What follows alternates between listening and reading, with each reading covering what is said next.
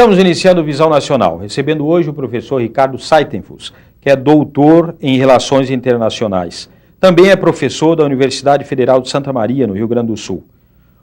Professor, boa noite. Boa noite. O senhor está lançando um livro recentemente, A Entrada do Brasil na Segunda Guerra Mundial.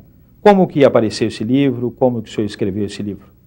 Esse livro é fruto de 7 anos de trabalho, de pesquisa, nos fundos de arquivos, como os historiadores denominam, alemães, italianos e brasileiros e dos Estados Unidos, e que é minha tese de doutorado, que foi defendida em 1980 na Universidade de Genebra, no Instituto de Altos Estudos Internacionais, e constitui um trabalho importante na medida em que, pela primeira vez, um pesquisador teve acesso aos arquivos alemães e, sobretudo, italianos, que até então estavam fechados. E a minha preocupação, a minha interrogação, quando eu propus esse tema para o doutorado, era como Getúlio Vargas, tendo imposto um regime corporativo ao Brasil em novembro de 1937, poucos semestres depois, abandona os seus aliados, enfim, abandona aqueles que inspiraram, em todo caso do ponto de vista ideológico, a implantação do Estado Novo em novembro de 1937, e se alia aos Estados Unidos, à França e à Grã-Bretanha contra o eixo. Essa era a pergunta essencial que eu me fazia: qual foi o itinerário, o processo de tomada de decisão que levou o Brasil, pouco a pouco, a tomar essa decisão fundamental. No livro, provavelmente, o senhor começa mais para trás. Essa é uma questão importante para os historiadores, de saber qual é o corte cronológico, né? Onde começa a história. De fato, eu começo com a Revolução de 30, que é um momento marcante, que é um momento onde há uma ruptura importante na nossa história, e faço isso um corte que é tradicional, a historiografia brasileira admite, mas depois, a partir de 37, nós vemos que não há somente acontecimentos internos, mas também acontecimentos internacionais, como setembro de 39, que é o início da Segunda Guerra Mundial, que vão moldar, que vão dar o ritmo e as fases ao trabalho que eu fiz, para chegarmos em agosto de 42, quando o Brasil formalmente declara guerra ao eixo e entra em guerra. Como é que isso aconteceu? É um longo período, justamente é o resultado de 7 anos, mas resumindo, nós podemos dizer o seguinte: um dos elementos fundamentais que o livro desvenda, que o livro indica, é que o Brasil havia já, de fato, tomado uma decisão de se aproximar dos aliados no início de 38, ou seja, bem antes da formação do eixo e bem antes do início da Segunda Guerra Mundial. Por que eu digo isso? Eu digo porque há questões essenciais na perspectiva das autoridades brasileiras, do nacionalismo brasileiro, que são colocadas naquele momento nas relações entre o Brasil, Alemanha e Brasil-Itália. E a questão essencial é a questão da colonização alemã e italiana no sul do Brasil.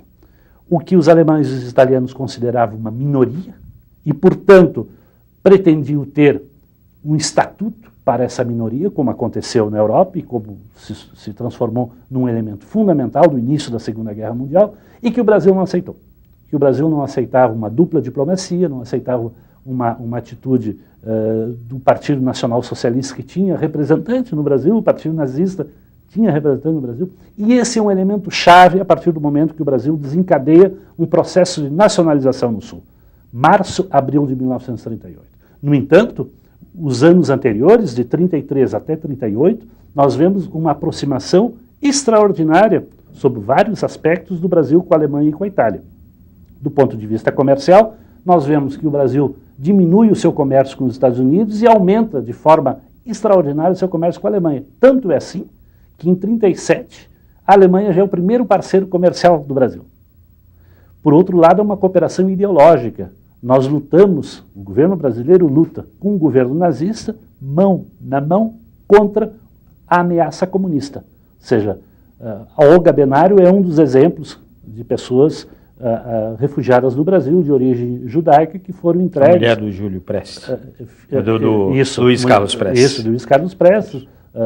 Inclusive há uma historiografia sobre esse episódio, mas são várias medidas que eu chamo de execução, ou seja, de pessoas que procuraram refúgio no Brasil e que faziam oposição ao nazismo na Alemanha e que foram entregues pela polícia brasileira, pelo DOPS brasileiro, às autoridades nazistas.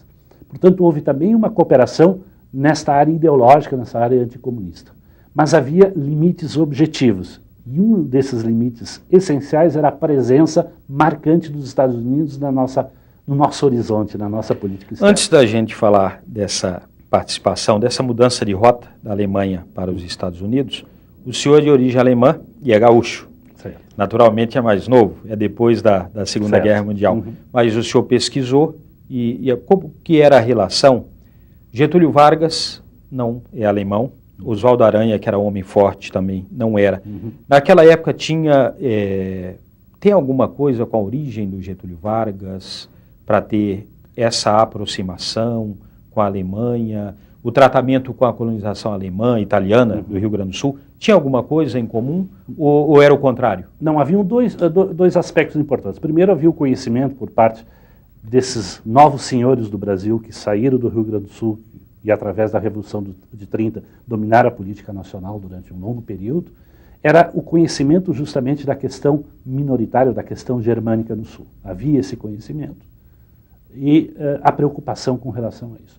Por outro lado, havia uma complementariedade econômica entre o Brasil e a Alemanha, ou seja, a Alemanha nos fornecia equipamentos industriais, sobretudo equipamentos militares, e nós fornecíamos algodão, fornecíamos o que nós chamamos de matéria-prima, o que os alemães chamavam de produtos coloniais. Portanto, o comércio entre os era mais importante até. Era muito mais fácil com essas duas economias complementares do que com os vizinhos ou com os próprios Estados Unidos. E, por outro lado, a Alemanha não tinha nenhum prurido em liberar armamento para o Brasil, enquanto que os Estados Unidos tinham, em razão de resistências dentro do Congresso norte-americano, por pressões dos nossos vizinhos, a começar pela Argentina, dizendo caso o Brasil receba destroyers, ou receba canhões, ou receba equipamentos militares, vai ser iniciada uma corrida armamentista na América Latina, e os Estados Unidos serão culpados. Portanto, os Estados Unidos retinham justamente esse material bélico e não o forneciam na América Latina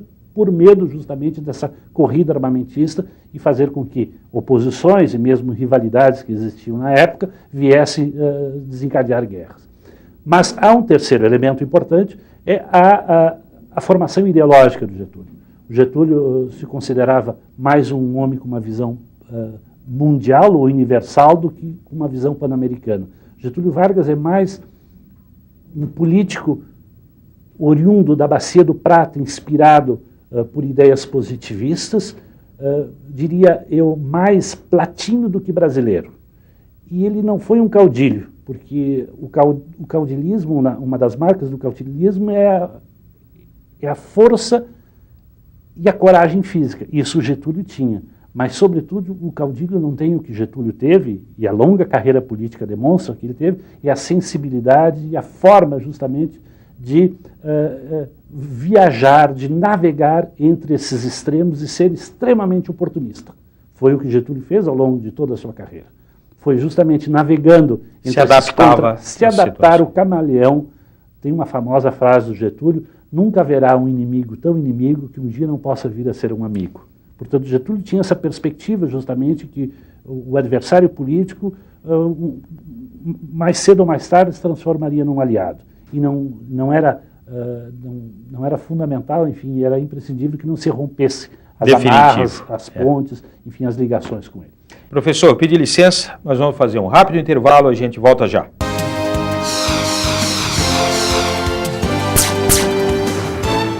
Visão Nacional. Apoio Vera Cruz, Vida e Previdência. Segurança e tranquilidade para a vida inteira.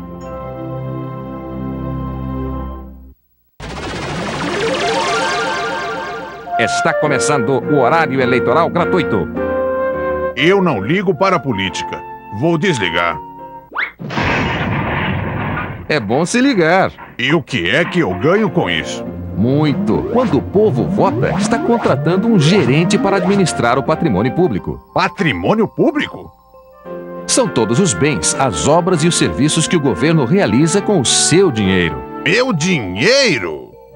Seu e de milhões de brasileiros que pagam impostos. O ICMS, o IPVA, o IPTU, Imposto de Renda. Mas quem manda é o governo. E quem elege o governo é o povo. Por isso tem que valorizar o voto e o dinheiro dos impostos. Não pode haver sonegação, nem desperdício. O político sério transforma os impostos em qualidade de vida. Dá licença que eu quero escolher bem meu candidato.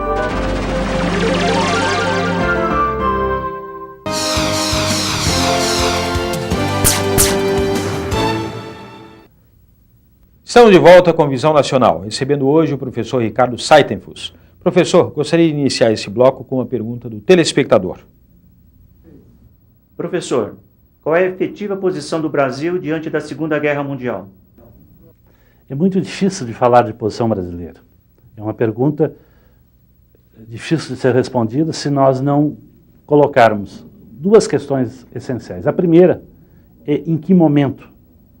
O que me interessou é justamente o processo de tomada de decisão brasileira.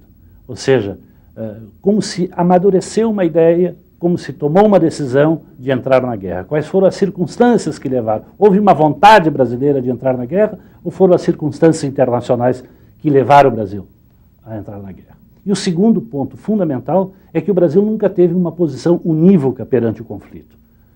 Atores da trama histórica, que eu recupero através da narrativa, tinham posições diferenciadas. Getúlio Vargas tinha uma posição, Góes Monteiro tinha outra, o Gaspar Dutra outra, o Oswaldo Aranha, evidentemente, uma posição completamente contrária, Filinto Miller, que era praticamente o chefe da polícia política brasileira, tinha uma simpatia aberta pela Alemanha. Portanto, é desta contradição entre várias posições possíveis que amadureceu a posição definitiva de se colocar ao lado dos aliados. Mas foi um processo que justamente é o ponto central do meu trabalho, que foi um processo que amadureceu ao longo do tempo, que vai de final de 37 até agosto de 42, e que finalmente é o homem da rua, somos nós todos, que vamos dar o pontapé final quando os submarinos alemães e italianos assassinam, é o caso de dizer, muitos civis inocentes, inclusive nas costas brasileiras, ou seja, na navegação de cabotagem, que há manifestações pró-aliados no Rio de Janeiro, o público e os estudantes, a União Nacional dos Estudantes teve uma importância fundamental, e a pressão das ruas faz com que, em agosto de 42, nós declaremos guerra ao eixo. Agora é interessante que eram várias cabeças, né, várias pessoas importantes, mas não teve uma média. Foi, na verdade, uma posição de um lado para outro, né? Fica com a Alemanha e fica com o eixo, vem para os aliados, e não foi possível ter, o Getúlio Vargas não conseguiu, nesse momento, convencer de que teria que ter uma posição só. Ele, na verdade, ele foi... É claro que tinha as dificuldades, a política é complicado, mas ele se posicionou de um lado e depois ele voltou. Será que ele não sentiu? Foi a pressão americana que foi muito grande? Ou foi que ele sentiu que o eixo ia perder? Não, nesse caso, eu dou um crédito muito grande à percepção, em razão de suas simpatias, ao Oswaldo Aranha, que foi muito mais estrategista e o Getúlio muito mais tático. Ou seja, o Oswaldo Aranha, já no início dos anos 30, quando há a escalada do conflito em direção a uma guerra mundial, ele está convencido que essa guerra não será europeia e será mundial. E uma vez sendo mundial, os Estados Unidos participarão. Caso os Estados Unidos participem, os Estados Unidos sairão vencedores. Essa é a percepção já no início dos anos 30 de Oswaldo Aranha, e ele não se afasta dela. Getúlio Vargas não, ele vai justamente navegar entre circunstâncias, entre momentos. Por exemplo, em junho de 40, quando há a famosa debacle francesa, com a Blitzkrieg, que é a guerra relâmpago praticada pelos nazistas na frente oeste da França, e que há uma derrocada total e uma ocupação de Paris, e os soldados britânicos e alguns franceses e poloneses devem fugir para a ilha, para a Grã-Bretanha, e que praticamente a Alemanha ganha a guerra. Getúlio Vargas faz dois famosos discursos vendo a aurora dos novos tempos, onde dizia que a vida e o futuro é reservada unicamente aos povos fortes. Ou seja, nós temos que deixar de lado os liberalismos imprevidentes, é uma famosa frase dele. Portanto, um hino ao totalitarismo, um hino à vitória nazista. E, entretanto, o Oswaldo Aranha tentava controlar o que ele chamava desses arroubos getulistas. E tem um documento muito interessante num dado momento, Oswaldo Aranha é informado que Getúlio Vargas retornará e fará um segundo discurso sobre o mesmo tema que causou muita polêmica, e ele escreve uma carta para o Getúlio começando assim: passei a noite toda acordado e ouvindo conselhos do meu travesseiro para te transmitir. Meu querido amigo, tu não deves cometer os mesmos erros que cometesse no dia 11 de junho. Não importa, Oswaldo Aranha não consegue convencer e Getúlio Vargas faz, em 29 de junho, um novo discurso. Agora, as circunstâncias fazem com que este jogo de Oswaldo Aranha e de Getúlio tem por trás um elemento fundamental que é necessário que nós todos tenhamos em consideração. Qual era o grande sonho dos revolucionários de 30? É fazer com que o Brasil saísse de uma economia primária, monoexportadora, dominada essencialmente pelo café, e que se modernizasse economicamente, que fossem lançadas as bases da industrialização brasileira. E a paz nunca permitiu, as relações internacionais pacíficas dos anos 30 nunca permitiram que o Brasil tivesse acesso a dois elementos fundamentais para esse salto da economia nacional, que é a tecnologia e os capitais, e o financiamento. Ora, Getúlio Vargas vislumbrou que nesta oposição entre eixo e aliados havia um espaço de negociação tiraria proveito, que ele pudesse, e foi isso que aconteceu, que pudesse obter durante a guerra o que a paz não oferecia. E conseguiu Volta Redonda, que é justamente o pontapé inicial, né, da industrialização pesada no Brasil. via Estados Unidos. Via Estados Unidos, mas havia também uma oferta da Krupp e de conglomerados alemães para, e aí é um elemento fundamental, para depois da guerra satisfazer as demandas brasileiras. Mas quem dominava os mares era a Grã-Bretanha, era a marinha aliada e, portanto, durante a guerra, que era um momento de trunfo do Brasil, nada poderia ser feito. E por isso que o Brasil conseguiu, neste jogo, também dar o pontapé inicial com a indústria pesada, que representa a Volta Redonda, que modificou por completo toda a estrutura produtiva brasileira, a migração campo-cidade, a explosão urbana no Brasil, ou seja, tudo nasce justamente dessa modernização econômica e da industrialização do país. Professor, falando de economia, como é que eram os Estados Unidos nessa época? Já tinha uma hegemonia, a gente vê o eixo Alemanha, Itália, Europa de maneira geral, Inglaterra, sim, França, Japão. Os Estados Unidos já era uma potência? Era uma potência, mas uma potência com restrições muito fortes por parte do Congresso. Ou seja, o Congresso não admitia, como foi obrigado a admitir em 1914, a permitir que os Estados Unidos entrassem na Primeira Guerra Mundial. O Congresso era um Congresso resistente à participação dos Estados Unidos num novo conflito bélico, e durante muito tempo, inclusive as pesquisas de opiniões começam nos anos 30, nos Estados Unidos, Gallup e outras, se vê a lenta tomada de consciência da opinião pública que os Estados Unidos inevitavelmente entrarão na guerra. Mas é extremamente lento. Se tu pegares, por exemplo, os dados de 37, 38, é uma minoria de 15% a 18%. Né? E pouco a pouco nós vemos que somente a ajuda dos Estados Unidos à Grã-Bretanha, à França, derrotada logo depois, não era suficiente. E o ponto fundamental é o ataque japonês sem declaração de guerra, ou seja, que é uma motivação a mais para a opinião pública e para o Congresso, que lança os Estados Unidos na guerra. Né? Pearl Harbor é um elemento capital, e logo após Pearl Harbor, justamente em dezembro de 41, nós temos a Conferência do Rio de janeiro de 42, onde há a decisão coletiva da grande maioria dos países da América de romper as relações comerciais e diplomáticas com o eixo, inclusive o Brasil. Há um país que talvez aponte para nós uma terceira solução entre essa aliança com os aliados e com o eixo, que é a Argentina, que se manteve neutra durante todo esse período e que foi praticamente obrigada, em 1945, às vésperas da criação da Organização das Nações Unidas, para que fosse membro fundadora da ONU, a declarar guerra ao eixo. Já no finalzinho. Já no finalzinho, era mais pro forma, mas a Argentina oferiu enormes vantagens comerciais durante esse período, fornecendo, em razão da sua neutralidade, lãs, alimentos, cereais, carne para os beligerantes.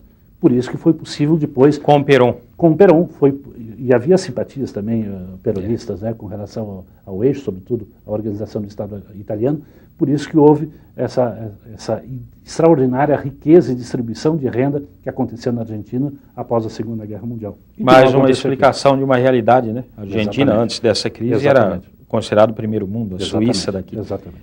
Vou pedir licença, vamos fazer mais um rápido intervalo, a gente volta já.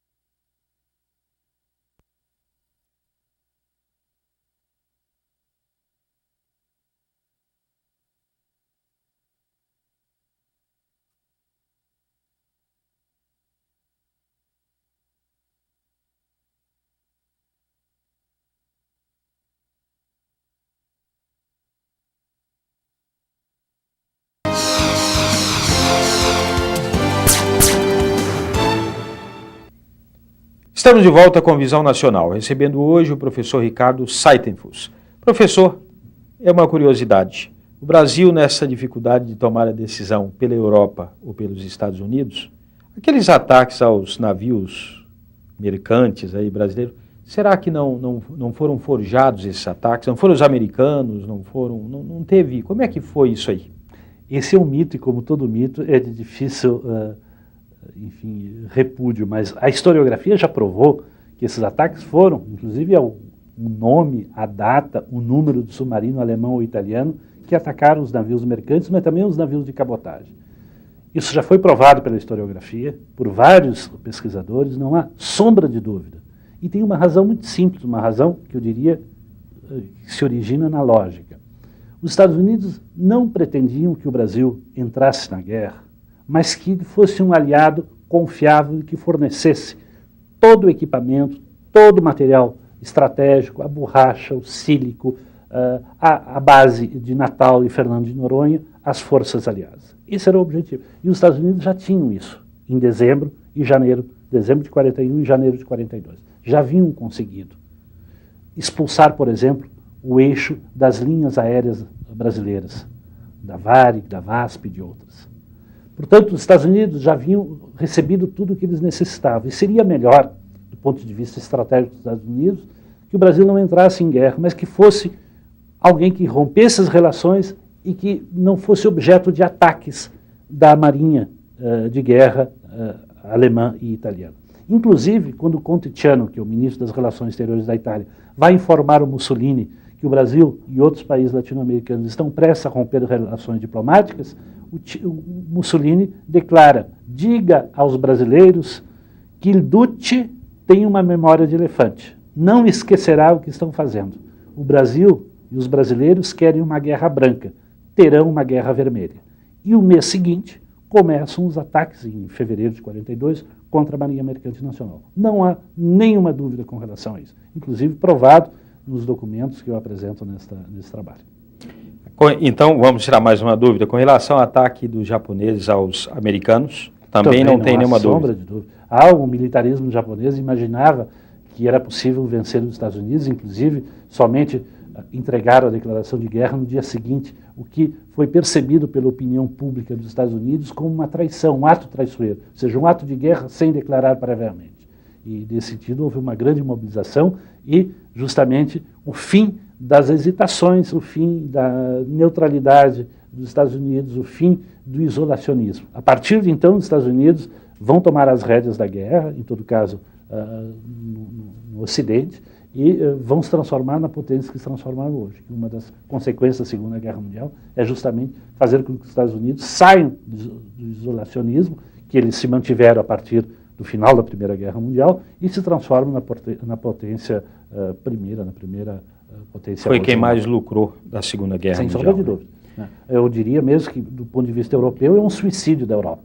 A guerra, ainda antes da guerra, a Europa era um dos centros importantes do mundo, e a guerra faz que a Europa se transforme em algo absolutamente sem importância do ponto de vista militar, do ponto de vista econômico, e é por isso que se começa a construção de uma União Econômica Europeia que se transformou hoje num grande sucesso que é a União Europeia. Buscando esse poder, exatamente. Realmente.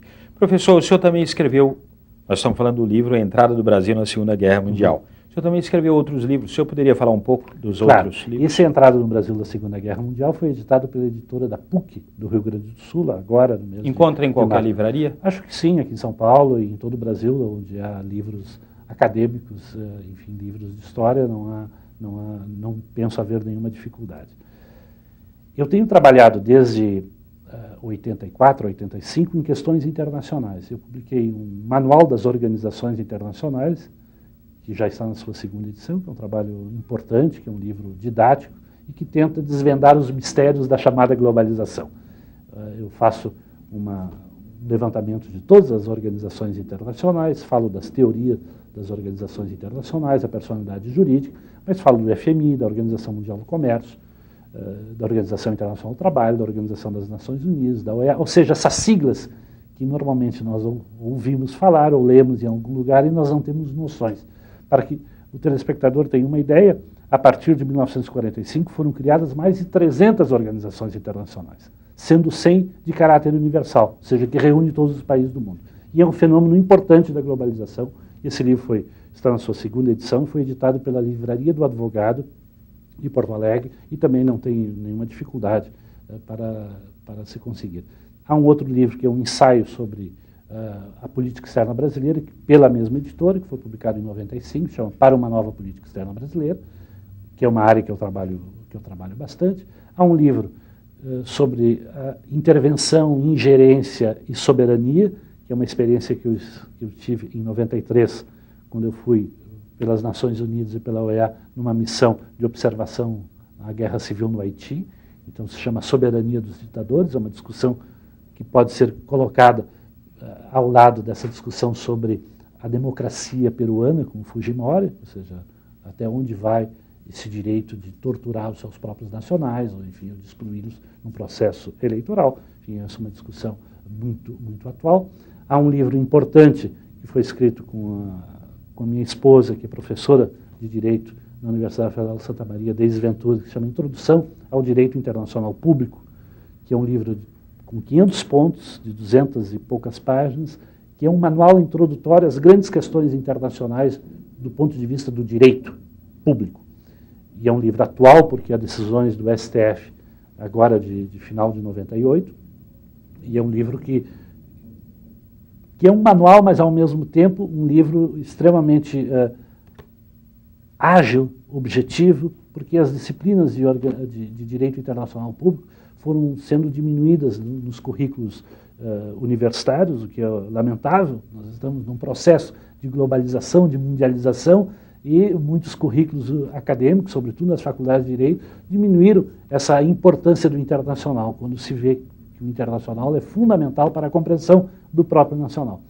Portanto, esses livros é um livro que é uma história diplomática do Brasil, que foi a recuperação de aulas que o professor falecido, grande historiador brasileiro, José Honório Rodrigues, deixou, que eu reeditei, que eu preparei para a publicação e que eu fiz uma parte que vai de 1912 até 1945. Portanto, é uma história diplomática do Brasil. Esse, por sinal, foi publicado pela Civilização Brasileira no Rio de Janeiro. Nós agradecemos a presença do professor Ricardo e tenham todos uma boa semana e até o próximo programa.